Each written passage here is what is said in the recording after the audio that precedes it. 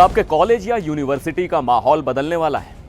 क्या 13 जनवरी 2026 को जारी हुआ एक सरकारी नोटिफिकेशन देश के लाखों छात्रों के लिए मुसीबत बन गया है? आखिर क्यों देश के अलग अलग हिस्सों में जनरल कैटेगरी यानी सामान्य वर्ग के छात्र और संगठन सड़कों पर उतर आए हैं? एक तरफ यूजीसी का कहना है कि वो कैंपस को सुरक्षित बनाना चाहता है, लेकिन दूसरी तरफ आरोप लग रहे हैं कि समानता यानी इक्विटी लाने के नाम पर एक नया भेदभाव शुरू किया जा रहा है। मामला अब सुप्रीम कोर्ट तक पहुंच चुका है और सरकार को भी दखल देना पड़ा है। नमस्कार, मैं हूं सिद्धार्थ प्रकाश। आज हम बात करेंगे उस मुद्दे की जो इस वक्त सोशल मीडिया से लेकर देश की अदालतों तक चर्चा का विषय बना हुआ है।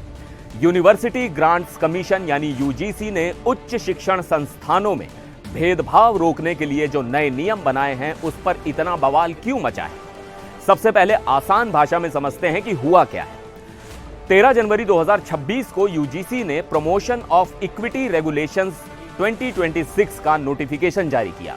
इसका सीधा मकसद था कॉलेजों और यूनिवर्सिटीज में जाति, धर्म, लिंग या दिव्यांगता के आधार पर होने वाले भेदभाव को पूरी तरह खत्म करना। सुनने में यह कदम बहुत ही सकारात्मक और जरूरी लगता है, लेकिन जब लोगों ने इस नोटिफिकेशन के पन्नों को पलटना शुरू किया तो कुछ ऐसा मिला जिसने विवाद खड़ा कर दिया। इस पूरे बवाल की जड़ है नए नियमों में दी गई कास्ट बेस्ड डिस्क्रिमिनेशन यानी जातिगत भेदभाव की परिभाषा।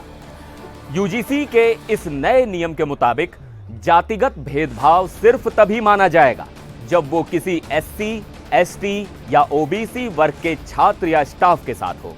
अब इसी बात पर सामान्य वर्ग यानी जनरल कैटेगरी के छात्रों और संगठनों ने आपत्ति जताई है। उनका सवाल सीधा है कि अगर किसी जनरल कैटेगरी के छात्र के साथ उसकी जाति को लेकर अपमान या भेदभाव होता है तो क्या उसे भेदभाव नहीं माना जाएगा? क्या कानून की नजर में सुरक्षा सबके लिए बराबर नहीं होनी चाहिए? इसी बात को लेकर सुप्रीम कोर्ट में याचिका दायर की गई है और आरोप लगाया जा रहा है कि ये नियम एक तरफा हैं और एक्सक्लूजनरी हैं, यानी ये एक बड़े वर्ग को सुरक्षा के घेरे से बाहर रखते हैं। चलिए अब जरा समझते हैं कि ये नियम आखिर हैं क्या और आपके कॉलेज की जिंदगी को कैसे बदल सकते हैं। यूजीसी ने इस बार बहुत ही सख्त ढांचा तैयार किया है। हर कॉलेज और यूनिवर्सिटी को अब एक इक्वल अपॉर्चुनिटी सेंटर बनाना होगा। इसका काम होगा पिछड़े और वंचित समूहों के छात्रों की मदद करना, उन्हें काउंसलिंग देना और कैंपस में विविधता को बढ़ावा देना। इसके अलावा हर संस्थान में एक इक्विटी कमेटी बनेगी। अगर किसी को लगता है कि उसके साथ भेदभाव हुआ है तो वो इस कमेटी के पास जाएगा, लेकिन खास बात यह है कि इस कमेटी में एससी, एसटी, ओबीसी, महिलाएं और दिव्यांगजन का प्रतिनिधित्व होना अनिवार्य है। इतना ही नहीं, रैगिंग स्क्वाड की तर्ज पर अब कैंपस में इक्विटी स्क्वाड भी घूमेंगे। ये स्क्वाड हॉस्टल, लाइब्रेरी और डिपार्टमेंट्स जैसी जगहों पर नजर रखेंगे कि कहीं कोई किसी को परेशान तो नहीं कर रहा।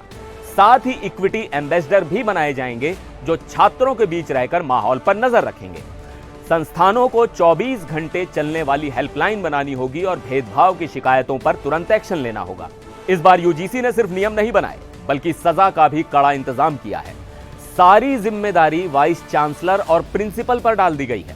अगर कोई कॉलेज इन नियमों का पालन नहीं करता है तो यूजीसी उस संस्थान का अकादमिक अप्रूवल रोक सकता है, उन्हें मिलने वाली सरकारी ग्रांट बंद कर सकता है और सबसे बड़ी बात, उस कॉलेज की मान्यता यानी रिकॉग्निशन भी वापस ली जा सकती है।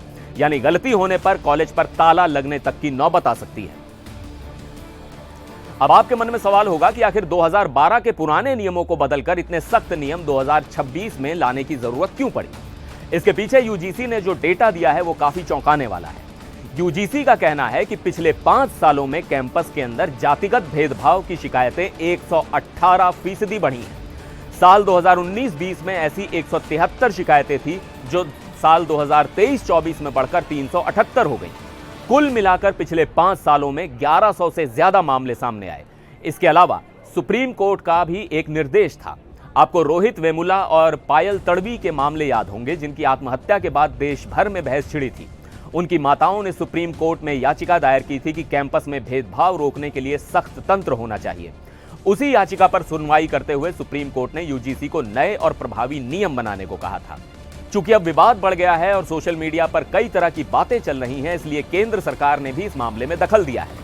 हमें सूत्रों से जानकारी मिली है कि सरकार इस मुद्दे पर गंभीर है। सरकार का कहना है कि विपक्ष और कुछ संगठन इस मुद्दे पर गलत जानकारी फैला रहे हैं। सरकार जल्द ही तथ्यों के साथ अपना पक्ष रखेगी। साथ ही सरकार ने यह भी साफ कर दिया है कि इन कड़े नियमों का दुरुपयोग किसी भी हाल में नहीं होने दिया जाएगा। यानी अगर किसी को डर है कि रंजिश निकालने के लिए नियमों का गलत इस्तेमाल होगा तो सरकार उस पर भी नजर बनाए हुए है।